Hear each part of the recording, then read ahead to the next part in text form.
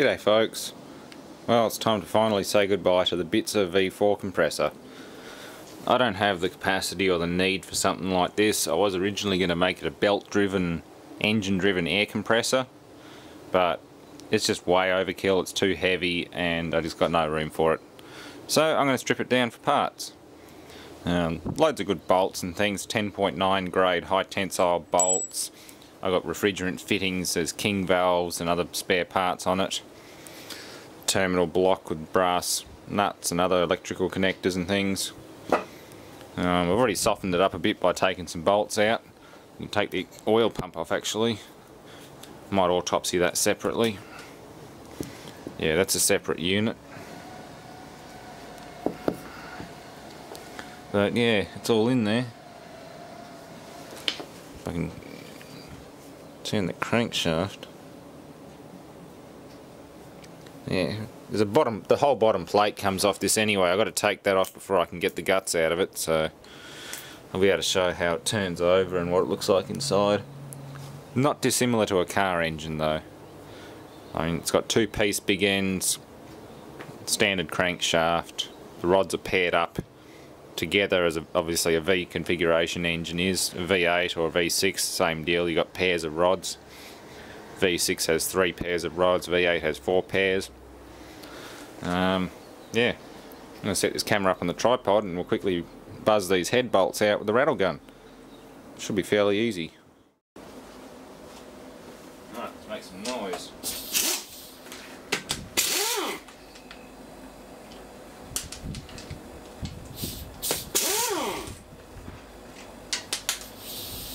One king valve.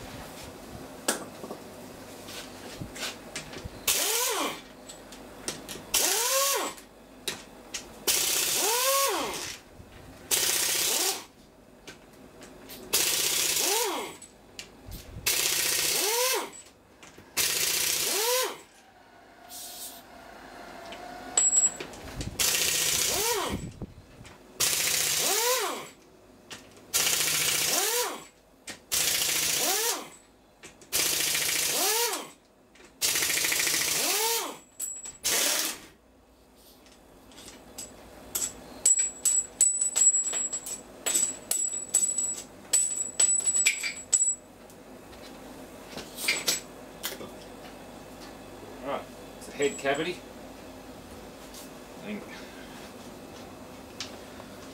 That's the low pressure suction side, which is marked on the head here, LP.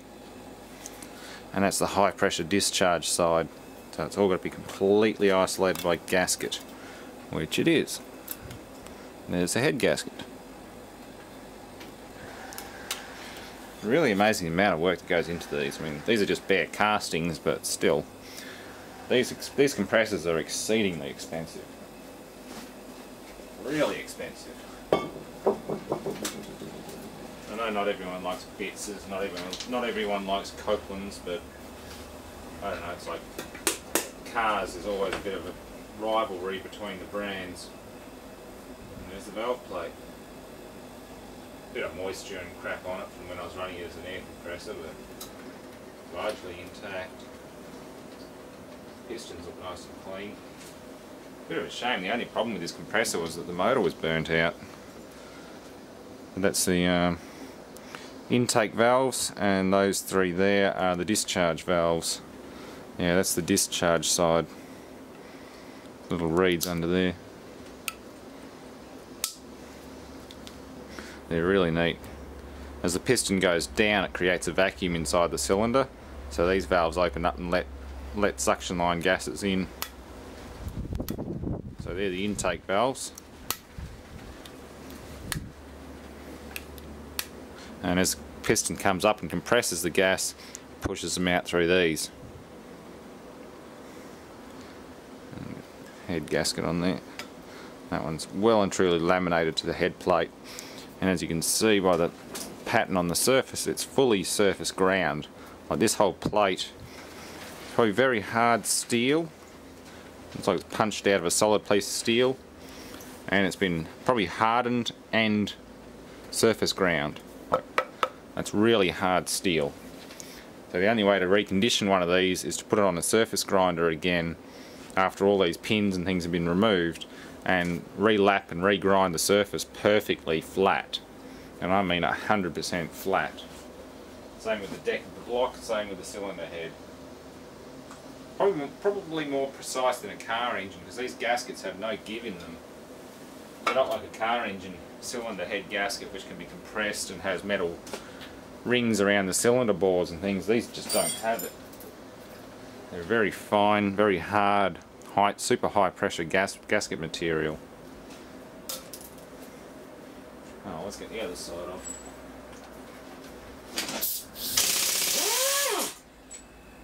Well, I think this is for a low pressure unloader, solenoid valve. Oh, sorry, high pressure to low pressure. And it's just a blanking plate. Piston type valve in there. This one's going to be different. It's definitely some kind of unloader for when the compressor's not required but the motor wants to keep running, rather than stop the motor completely and go through the full start-up amperage and everything. These big motors pull a lot of amps when they start up.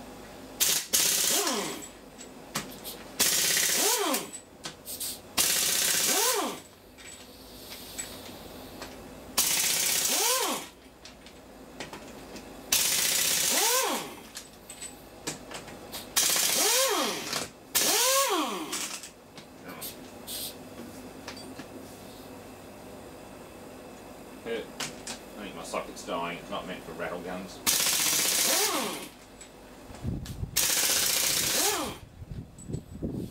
Yeah, the socket's about to split.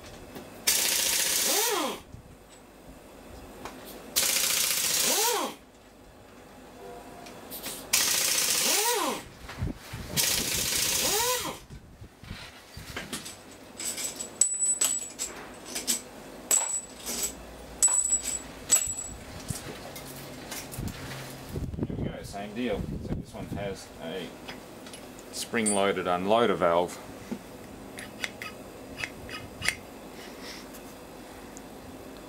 Yeah.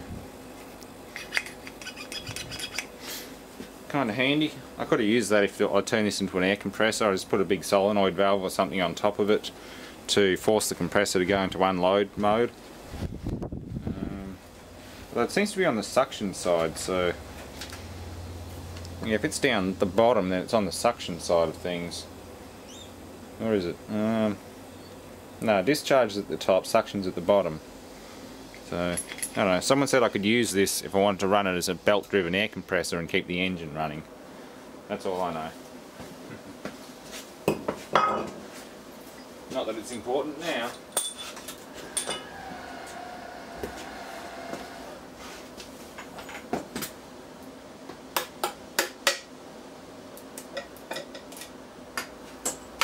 Yep. Same deal. Valve plate.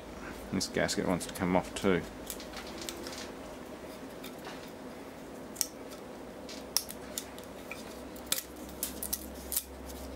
I'm losing dowel pins. Intake valves. And discharge valves there. Pretty neat. Definitely good engineering. Okay. Well, these two ports here appear to be suction side. Yeah, they're coming down through here. And these ports here go into the discharge manifold. That's why they're a bit rusty. I've been using it as an air compressor, so that's what you'll get. Looks like there's a thermal overload valve or something there in case something bad happens. But yeah, it's in very good condition, very clean. Bit of a shame to scrap it, but I don't need it. And it's way too heavy to really do anything else with. It's still one heavy lump of metal. I'm going to clear the area up, put some of these bolts away and turn it upside down and take the bottom plate off it. That's also HP side as well. It connects into that part of the crankcase. It's all sand core moulded, just like galleries in an engine block. Got galleries going through here for the suction side, which comes in on top of the motor housing, which I don't have anymore. And you've got discharge side coming out through here.